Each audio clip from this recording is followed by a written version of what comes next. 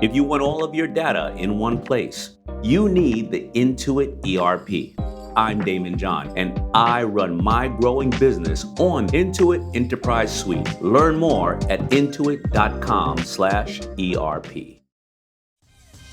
Welcome to a new era of baseball's great spectacle, the T-Mobile Home Run Derby, live on Netflix. The biggest sluggers in baseball put their talents to the test on All-Star Weekend. Raw power meets star power. Big swagger meets bigger slams. And you don't swing to make contact. You swing to make history. Watch the T-Mobile Home Run Derby live on Netflix this Monday, July 13th at 8 p.m. Eastern, 5 p.m. Pacific. Welcome back to the Epic Universal Podcast. I'm entertainer writer Jim Hill, and this is the podcast where we cover the latest Universal news, rumors, and history. And as always, I'm joined by Eric Hersey, but not for too long because this man is getting in a car tomorrow? Saturday? Yes, Saturday. Yes, we will be in a car and do our normal plot down to Central Florida. This time we're going a little further. We're going to go to Vero Beach for a day and stay in the Disney Vacation Club. The only beach that I like. I still won't necessarily get too close because, it was July 4th weekend and you never know where Bruce is at. So I always just stay out of that water. In fact, that's the thing I love about Jaws 3D, that again, the folks who work at SeaWorld in Orlando, they have that amazing canal that they can take all the way out to the Atlantic and run around out there and do their water skiing training. And then the sharks follow you back. So, probably wise to stay I don't trust any of it. So we'll just stay in the pool. But yeah, we'll be hitting up, by the time you guys talk to us live again, I'll have all types of insights of what's going on down at the parks in Orlando. So that'll be fun. Speaking of lengthy drives, we are recording this on Wednesday, July 8th. And just yesterday, July 7th, I drove down to Philly. Had to pick up our good friend, Angela Ragno, who was down there working a show, and bring her up to Connecticut. But I'm not going to lie, this was also a trial run because myself and Eric and Lauren are rendezvousing in Philadelphia later this month to finally see the Universal exhibit at the Franklin Institute. Do you talk later on in the show about the other thing that's coming into the Franklin Institute? No, that is breaking news. I got an email, today or maybe yesterday. I sent it over to you and Dan because I figured you guys would want to talk about it. But I actually did get a listener question from this. So to talk about this, there is a Star Wars experience that almost comes right in right after this one leaves, right?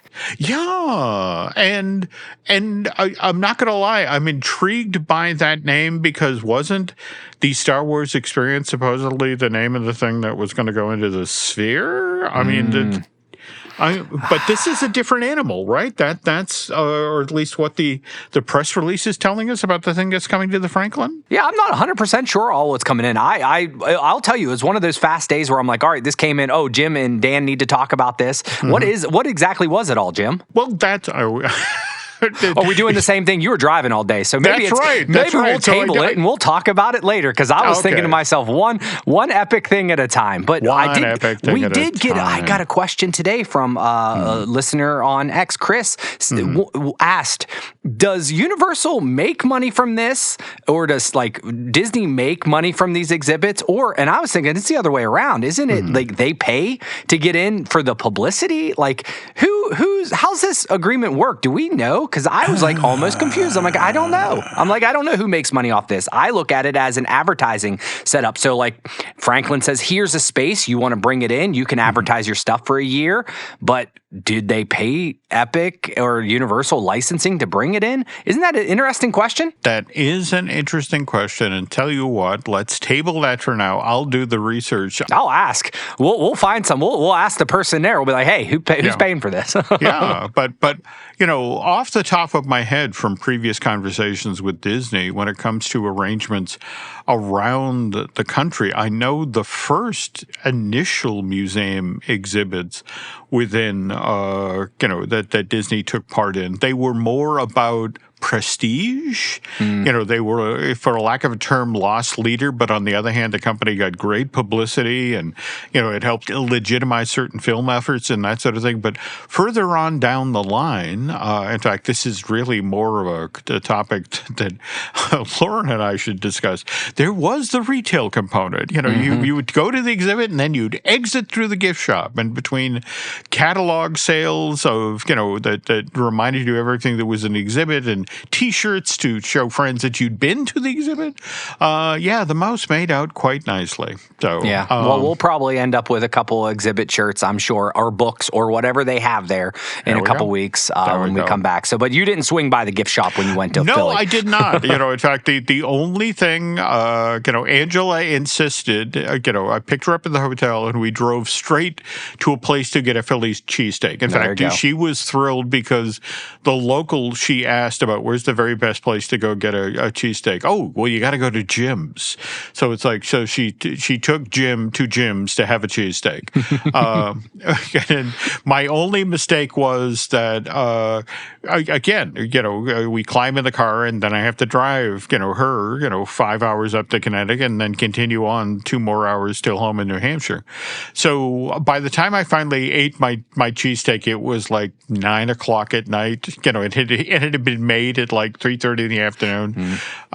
So it was basically a heart attack in paper. The Cheese Whiz had and by the way, this was a legitimate cheese, Philly cheesesteak because it had been made with Cheese Whiz right there in front of us.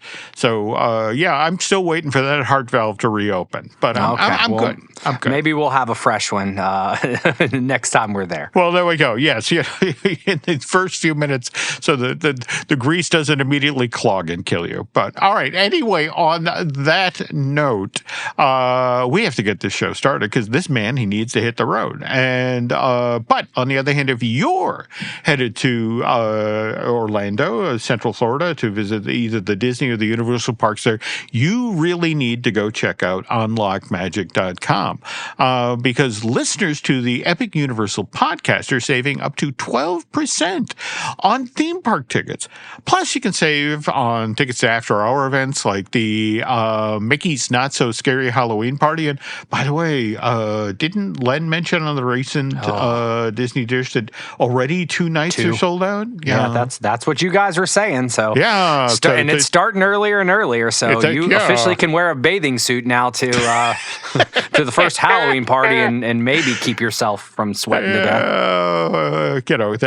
That's definitely a fashion choice. But anyway, be sure and go check out unlockmagic.com and save today.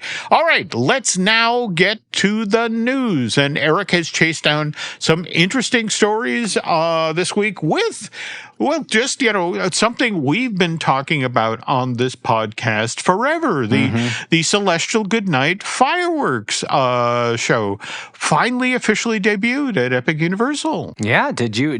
So it's about I watched one online. Obviously, I wasn't down there. I know there's a couple people that were down there for it, and I watched it. It's about a 10-minute presentation, I think, start to finish, from like the announcements, and there were a couple people online that had wonderful views.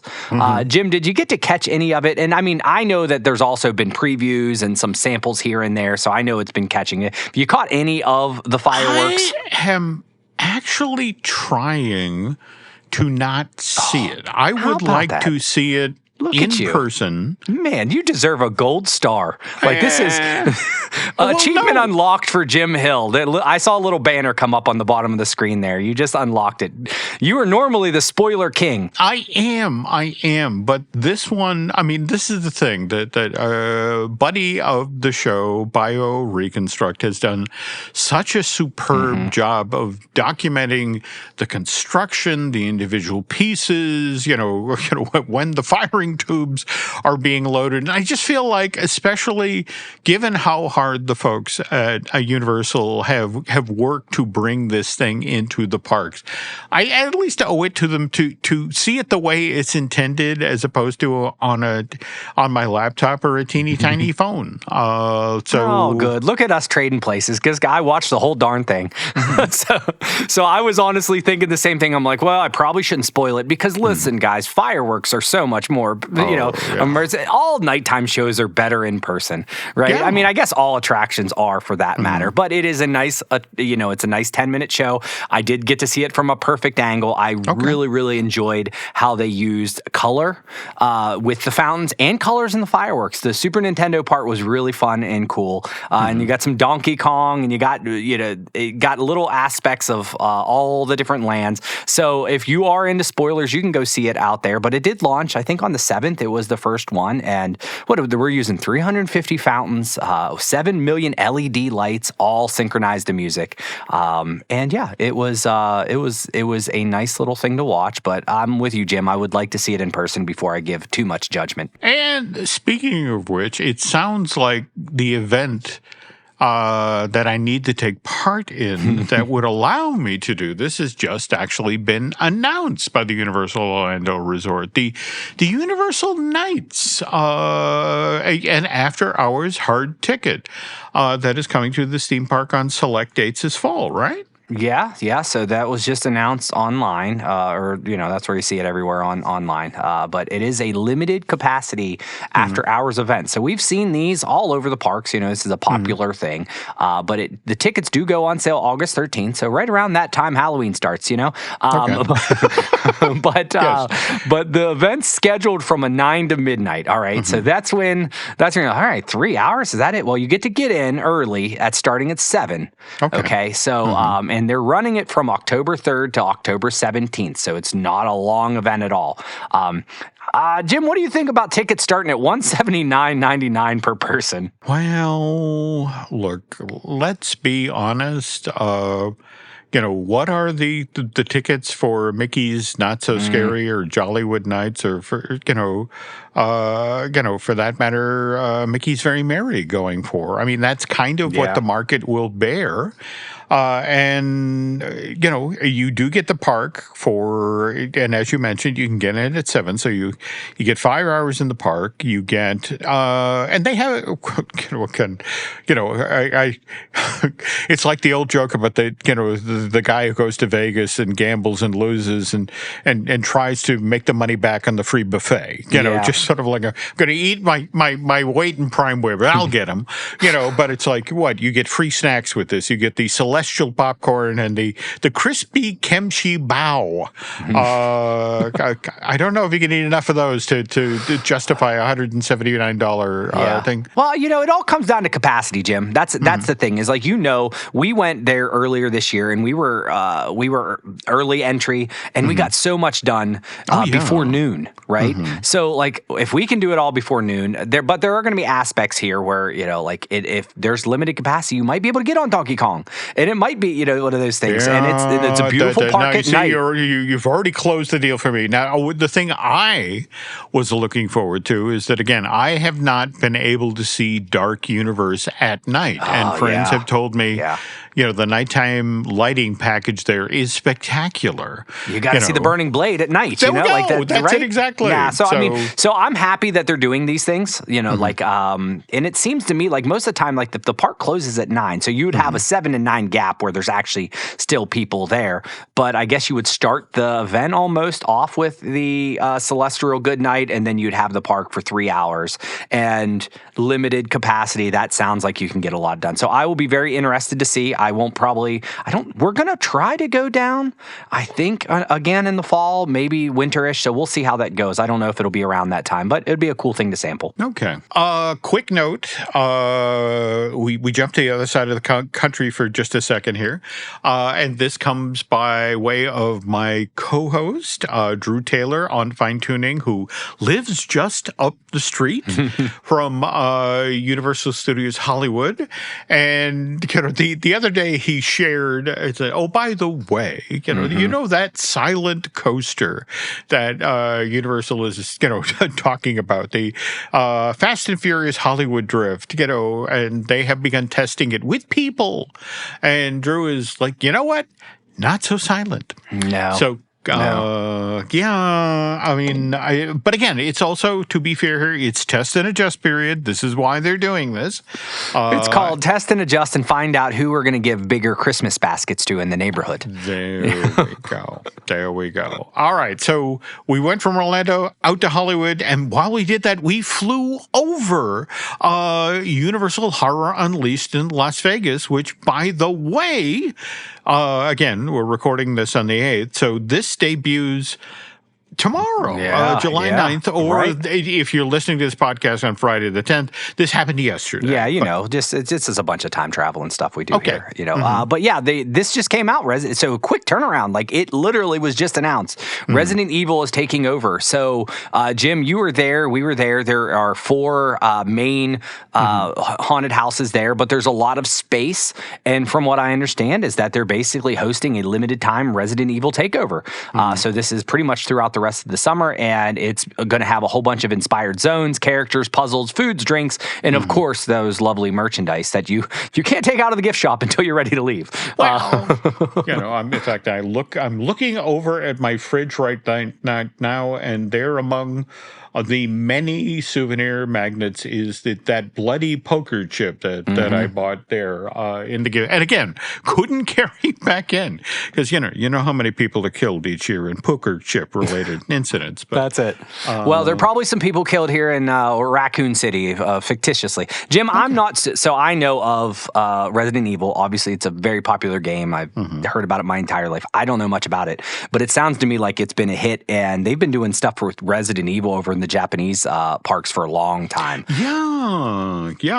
But again, I have to give them credit for the notion of, here for the summer months, giving the locals a new reason to return to Horror Unleashed. In addition to the folks who, are coming into Vegas to play that are hopefully making it over to Area 15, which again, I want to stress, folks, that if you are into the future of themed entertainment at all, it's an amazing place to visit. If anything, just for is the Barbie pop-up even still there anymore? I would imagine that's gone by now, right? I think that was limited time, but they're just popping other cool things in there. That was the cool Quickie Mart, I think, was there. And I mean, we're gonna try to experience something like that in Philly. I think there's gonna be a Netflix house that we're gonna try to hit up. So this is a cool, new thing that's happening in themed entertainment, like you said. So, but Resident Evil happening, and it looks like they're kind of taking advantage of these. There's going to be these 4,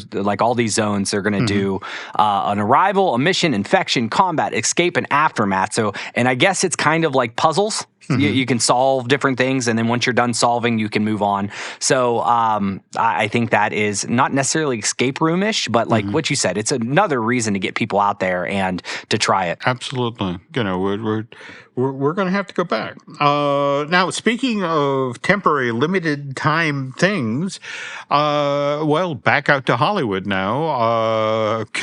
I guess, if you wanted to take part in the super cool World Cup watch parties at City Walk, you probably should have done it early, right? Yeah, Jim, we talked about it in the last episode, and we gave a whole bunch of dates, and I remember saying, well, July 17th, July 18th, blah, so forth. Well, no more. I don't know if you saw it, but there were just massive crowds, and it seemed like a jolly good time, but I think park operations or City Walk operations said no, because there were these giant FIFA, World Cup watch parties. Did you see any of the videos of how crowded and just it was very energetic? And I mean, when Mexico scored a goal, it went like crazy. And I imagine that made some people nervous. Or what do you think? That the vendors, there was too hard to get around for the people that are trying to spend money. Like, why do you think they shut this down? What's been fascinating for me in regard to the World Cup is that, we as Americans, going into this with like, you with your football, I got to just sort of like that. That's nice. It's really cute what you're doing.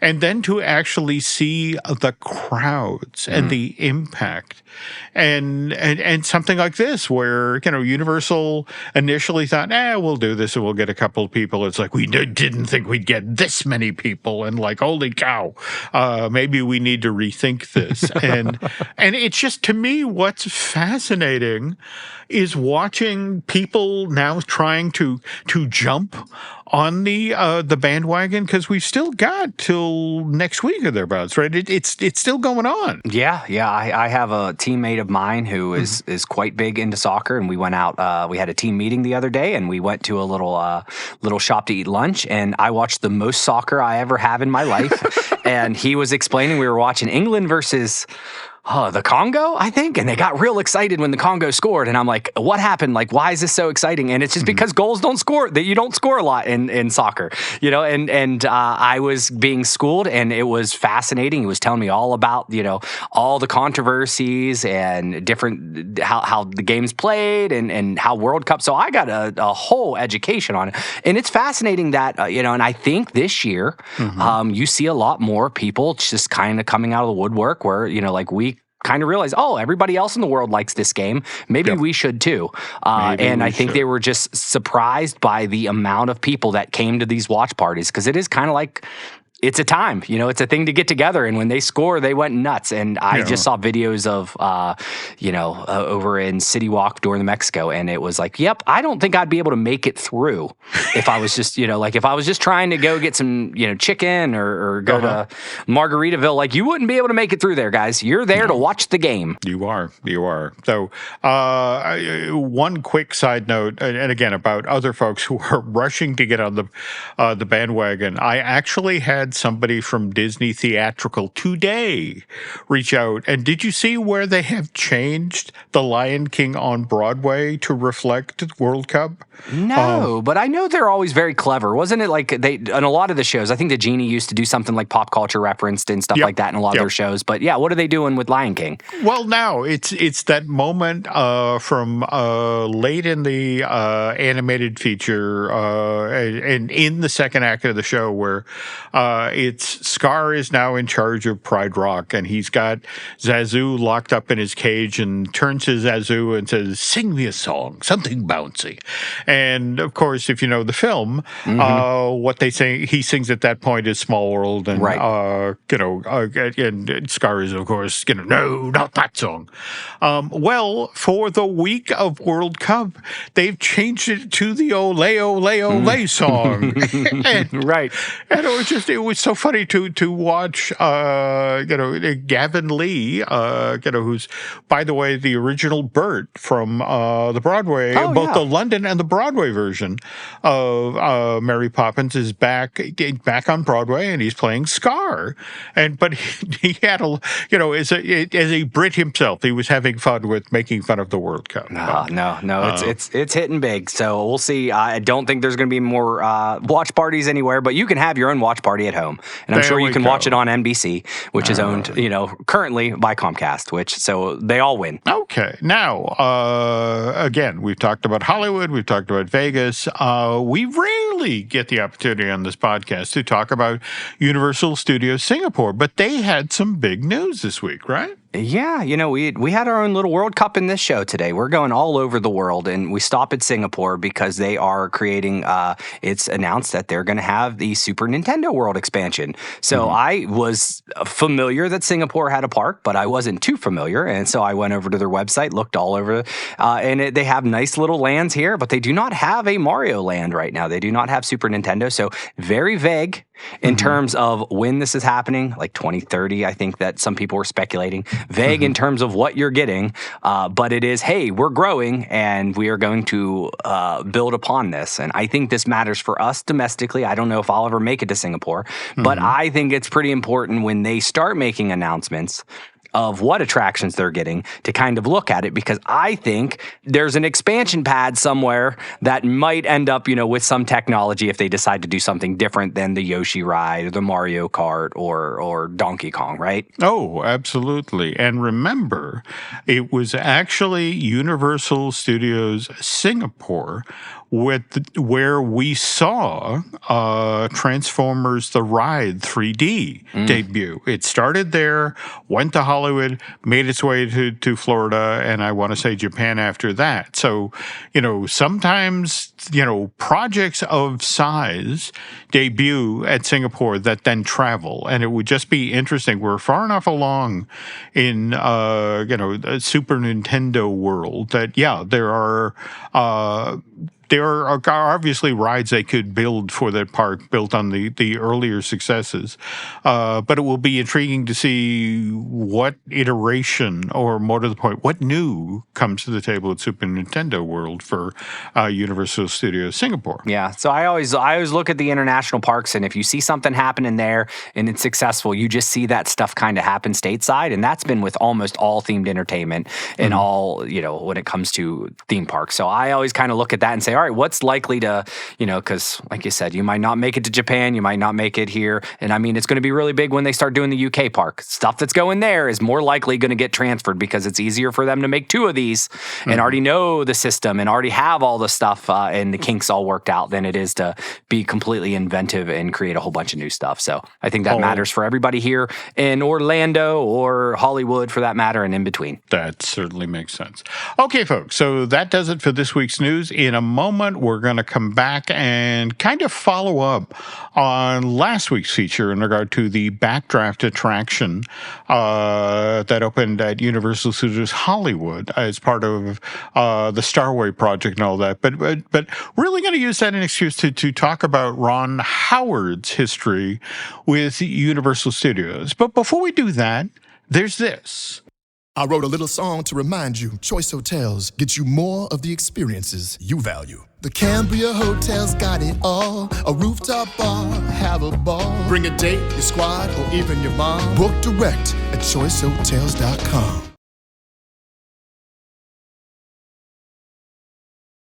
And we're back.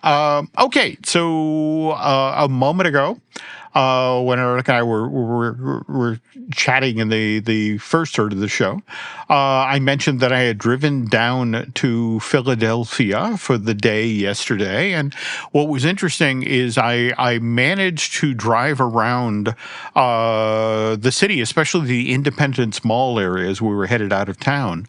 And Eric, I know you have a fascination with the Nickelodeon attraction that used to be at Universal Studios Orlando. Oh, yeah. And that, what's worth noting about that is that the Super Sloppy Double Dare show was the very first television show to be shot at Universal Studios Orlando, the Florida setup there. In fact, it started shooting there on site in April of '89. And remember, the park itself doesn't open until June of 1990. I mean, 14 months later. Right. But the thing I wanted to bring up is that prior to that, Super Sloppy Double Dare had actually been shot up in Philadelphia at WHYY, which, by the way, today has its studios there in Independence Mall. And I always thought it was so funny that, by the way, WHYY is also where Fresh Air, the lovely, high-minded NPR daily show is produced. And it always made me smile to think that, somewhere in the space where Terry Gross is today, they also did Super Sloppy Double Dare. I have trouble associating. Yeah, it always seemed weird that Double Dare was like in Philadelphia. I didn't know Philadelphia to be kind of like a hub for production at all.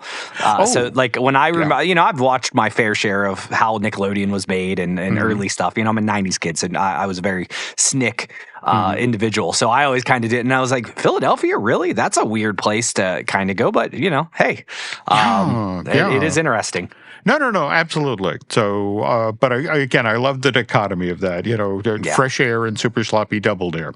But that was the first TV show that was shot there. Now, the first movie that was shot at Universal Studios Florida was Parenthood, the Steve Martin, Mary Steenburgen movie. Do you remember seeing that? I do. Now, granted, I don't remember much about it, but I do know I've seen it. Steve Martin was all the rage back in the early 90s, had seemed to be lots of hits, and continues to be pretty successful to this day. But yeah, I definitely remember watching Parenthood. Okay, but that was directed by Ron Howard. And again, in fact, what's interesting is he shot Parenthood for Universal, that they started shooting it in January of '89. And again, they have finished and enclosed the sound stages. And so, they shot some of the interiors of the houses, but most of this they shot on location around Orlando between January and June of 1989. And the film itself then came out August of that year. But, for a lot of Orlando locals, they now watch Parenthood to look past the movie, to see the old town, the old city. And it's like, oh, look, that neighborhood. But yeah, and this is the thing, Ron, it's Universal. Well, all right, hang on. I should probably explain a little bit about Ron Howard's career as a director, because it took a while for him to find a home. I mean, and remember, Ron had been a child actor. Right. In fact, Ron was a very smart child actor, because he started his big first success on television was, of course, the Andy Griffith Show. Oh yeah. And the thing is that Ron had a front seat on that show to watching when it first came on the air, and the star of the show was Andy Griffith, but there was a sidekick character, Barney Fife, played by Don Knotts. And, for the first 5 years the show is on the air, when it comes time for the Emmys, the show gets skunked. But Don he took home 5 Emmys. All right. And it was one of these things where, and the show obviously began to get, because that's the popular hit character. And it's like, so it starts to get rewritten. So it's more about Barney and less about Andy. And at one point, the young Ronnie Howard sits down with Andy Griffith, who plays his dad on the show, because obviously this is having impact on Ronnie's screen time, on the show as well. And it's like, how do you feel about this? And Andy turns to him and said, they're still paying me the same amount of money. I'm working less. And has your paycheck gotten smaller? Oh no. He said, yeah, that's because I talked to them. It's like, look, you're on a hit show. You have a check. We're fine. You're on a hit show. Be happy you're on a hit show.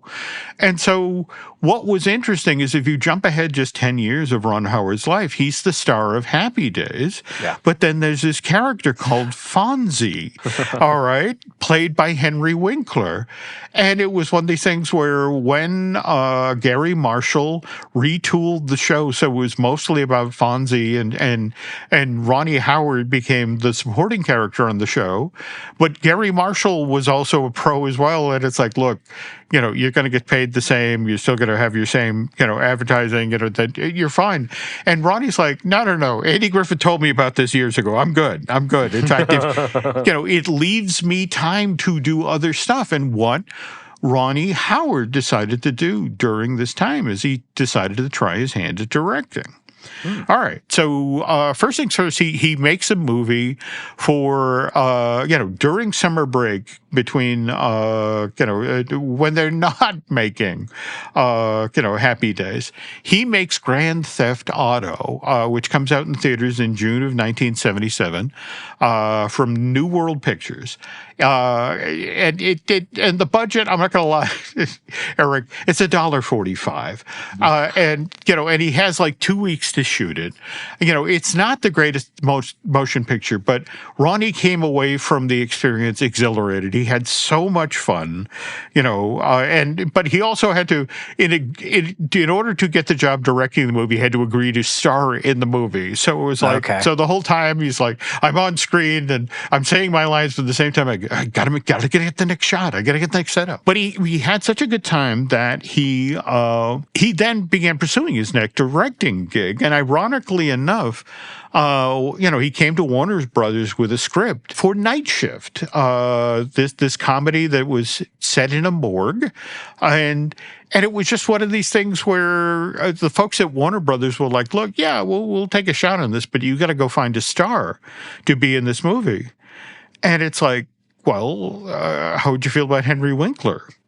And it's like, yeah, he counts. And so, it basically Ron Howard calls Henry is like, look, you owe me. You took my show away from me. And it's like, okay. But that turns out to be a hit film. And this is why Disney then takes a chance on Ron with Splash. Oh, okay. But at the same time, what does he do? For example, by this time, Tom Hanks has guest starred on Happy Days. In fact, do you remember this episode where Tom Hanks was supposedly really good at karate and was going to beat up Henry Winkler as the Fonz? And the only one problem, Tom Hanks knows nothing about karate, but it's like, but he came on the show. They had a great time working together. And Ron, when he was thinking about, who am I going to get to play this character? It's like, let's get Tom Hanks. And this is the first time they work together and have a great time. But again, he's made 3 movies so far, Grand Theft Auto, Night Shift, Splash, and they're all for 3 different studios, New World, Warner Brothers, and Disney. And then here comes Cocoon, and same thing, that's for 20th Century Fox. And, and this is the thing, Ron is starting to feel kind of like a nomad. I'm going from like gig to gig to gig to gig, and, I kind of like a home, But the upside is he's making good, solid films that come in on time, that come in under budget, that make money at the box office. And, and so who notices this but George Lucas? And he's like, hey, I got this sword and sorcery thing. I want to make Willow. Would you want to come do this with me? And so he did Willow? He did Willow. He was the director. I had no idea. Now, I'm a giant Willow fan. Now, granted, this is, but this isn't the first time he worked with George Lucas either, because I just recently, for the first time ever, watched American Graffiti, right?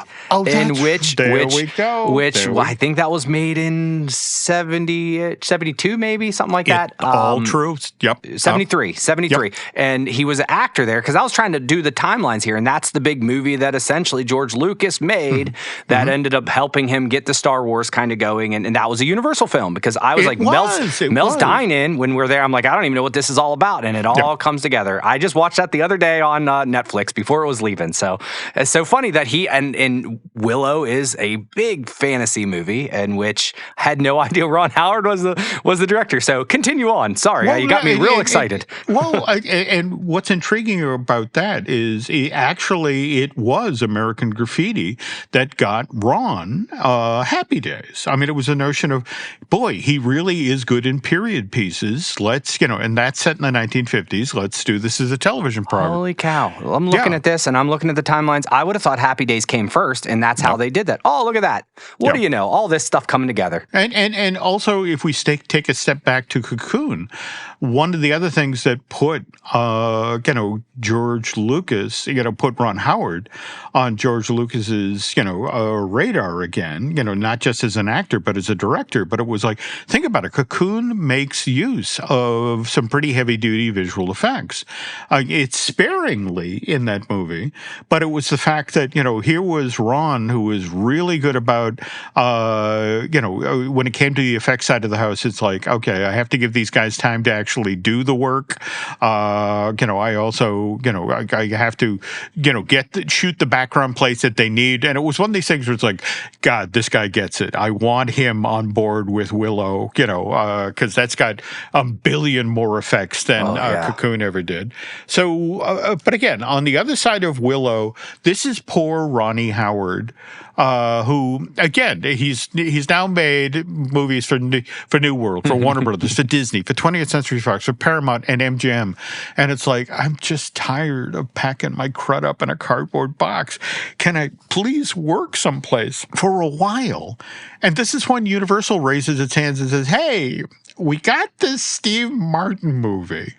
It's like Parenthood, and I'm not going to lie to you, it's going to be a little challenging. You're shooting at a brand new studio down in Orlando that, by the way, is a construction site. But would you be willing to take this on? And Ron is absolutely. And he does such a spectacular job for Universal.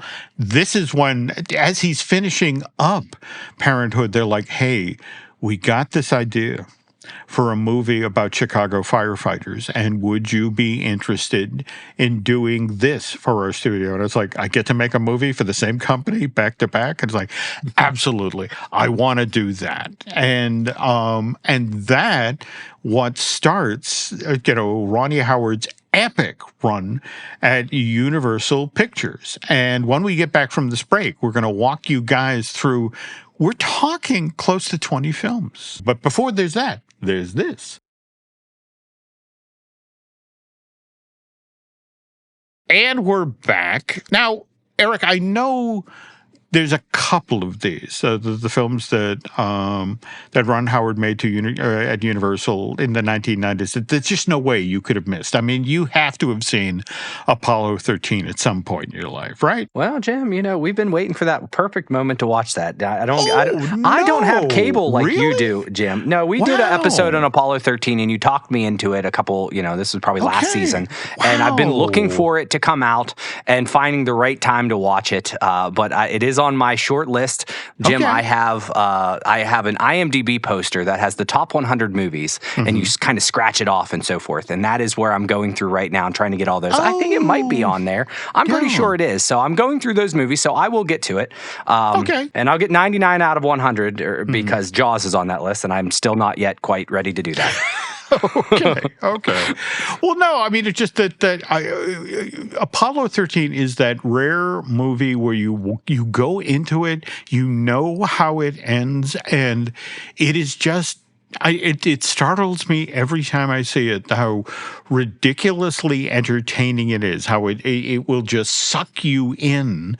And it's like, I know how this ends. And what are the point at this point? I have to have seen this film 10 or 15 times. And I still, if I'm clicking around and it's there on USA, it's like, well, there goes my afternoon. Oh, Jim, you say you know how it ends, but that's for people that paid attention in history class, which turns out I did not. So I literally don't know much. I think there's Houston and having a problem, but I actually know more about that movie from our talks of it than anything. Episode 58 for those who are interested. Episode 58 of the Epic Universal podcast. But we can have a watch along one day. But Jim, what other movies are you going to be incredibly disappointed when I have not seen? Well, no. Again, you're a busy guy. But we're talking about his filmography starting, after he gets his relationship going. Ron Howard gets his relationship going with the Universal Pictures. So again, we have Parenthood in August of 1989. That's followed by Backdraft in May of 91.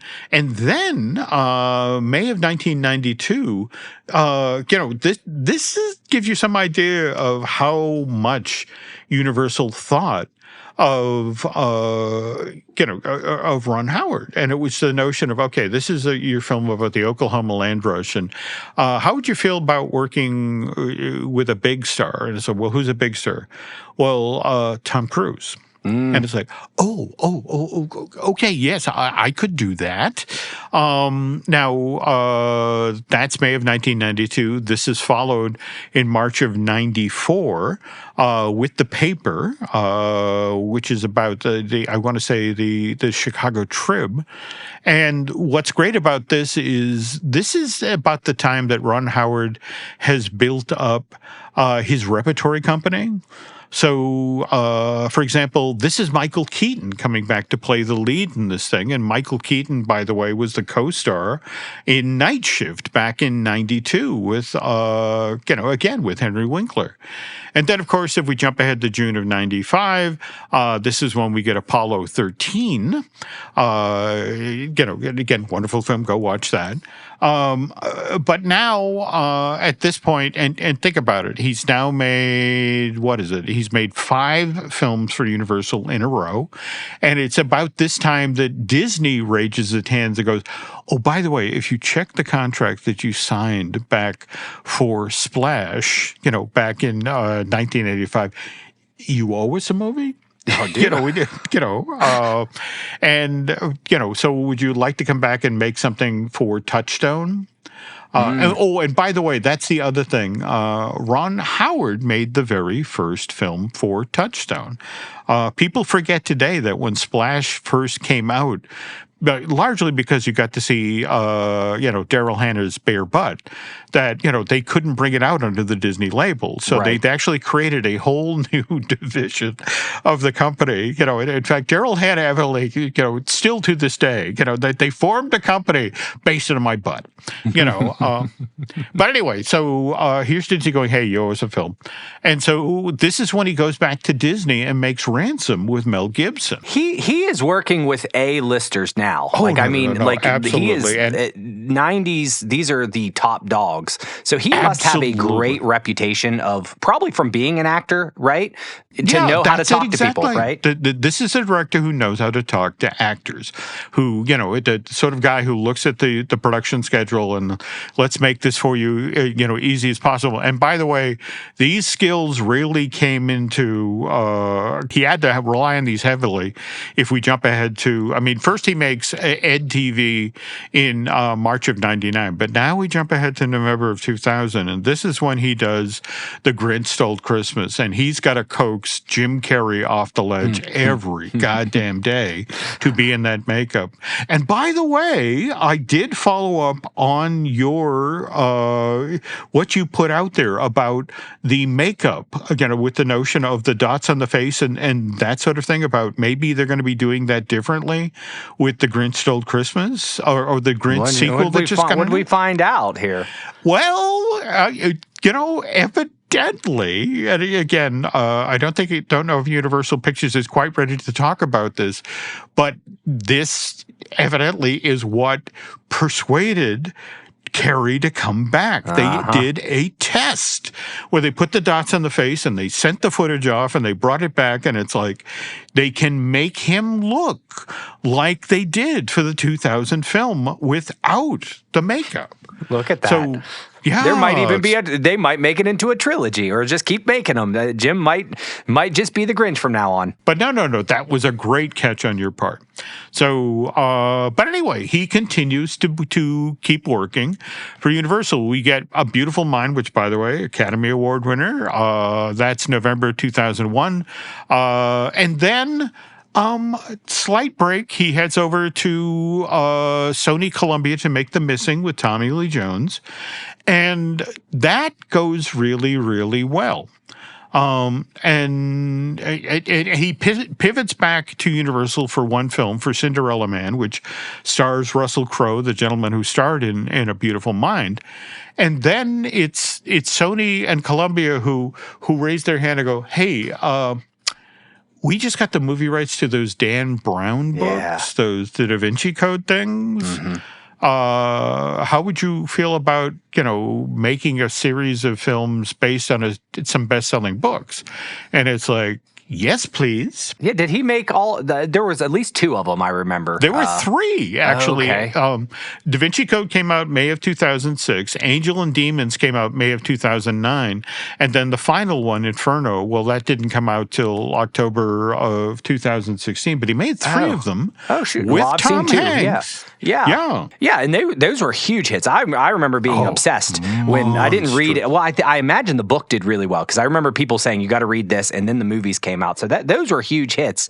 Escaped me that he was doing these. Like from a director standpoint, he has a tremendous record, and which is all kind of, I don't know, is it kind of, I mean, he's known more as a director now than he is an actor, but I think a lot of people just knew him from Happy Days. Oh, yeah. Well, no, that's the irony. And the weird part of it is I have so many stories from friends who've worked with him, who just talk about what a wonderful guy he is behind the camera. In fact, there's this great story about, I was friendly with the comedian John Pinette.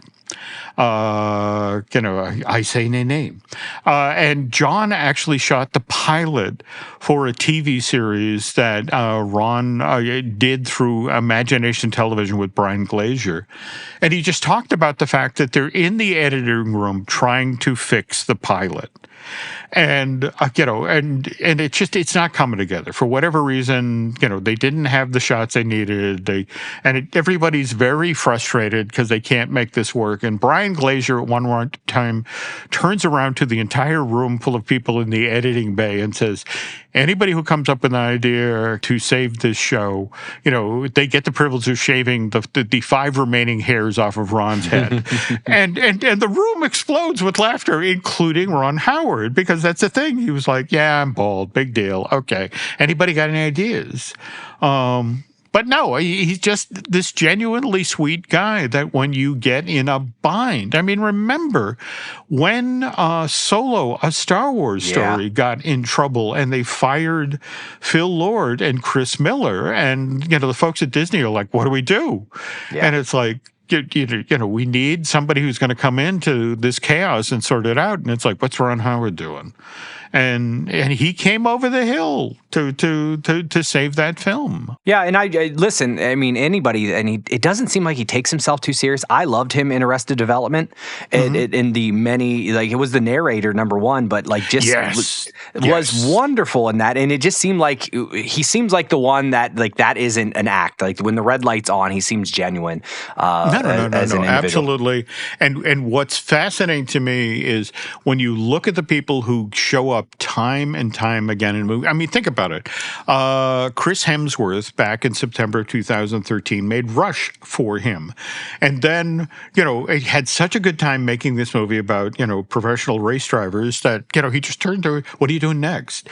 And it's like, well, I don't know if you're going to want to do this one. It's Heart of the Sea. It's basically the Moby Dick story. We're going to be on boats forever. And it's no, I'm there. And it's just, and you watch it today, that's literally this mini Marvel reunion because it's Chris Hemsworth and Tom Holland, But now, worth noting that Ron, for the last couple of years, has pretty much worked like everybody else in the industry has worked. I mean, for example, he made Hillbilly Elegy, but that wasn't for one of the majors. That was for Netflix. And then he followed that with 13 Lives, and that was that movie about, remember when that cave flooded and we had to rescue those, I want to say it was a bunch of Boy Scouts? Oh, yeah.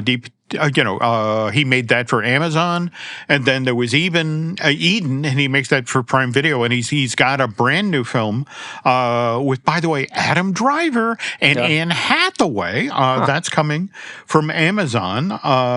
That's done and making its way through post-production.